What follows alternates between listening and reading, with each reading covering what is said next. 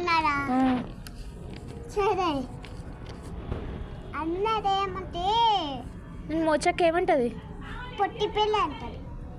నువ్వు చెప్పొద్దా మళ్ళీ పొట్టి పిల్ల కాదు నేనని?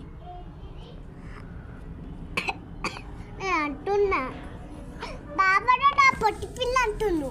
బావ కూడా పొట్టి పిల్ల అంటాడా? నువ్వు చెప్పాలి నన్ను పొట్టిదాన్ని కాదు ఆద్యనని. నేను చెప్తున్నా. చెప్పినాక కూడా ఏమన్నారు? అయితే అన్న పొట్టి పిల్ల అంటుంటారా ఈసారి? అంటే నేను ఏం చేస్తున్నా కూర్చొని అన్నం తింటున్నా, అయితే పాలు తాగుతున్నా, కూలికి పట్టున్నా. ఇంకా పనికి అవుతుంది.